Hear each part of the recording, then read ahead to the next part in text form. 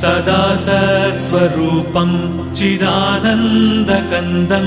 जगत्सम्भवस्थानसंहारहेतुं स्वभक्तेच्छया मानुषं दर्शयन्तं नमामीश्वरं सद्गुरुं साईनाथं नमामीश्वरं सद्गुरुं साईनाथं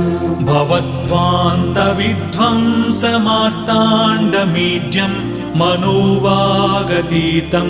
मुनिर्ध्यानगम्यं जगद्व्यापकं निर्मलं निर्गुणं त्वां नमामीश्वरं सद्गुरुं साईनाथं नमामीश्वरं सद्गुरुं साईनाथं भवाम्बोधिमग्नार्दितानां जनानां स्वपादाश्रितानां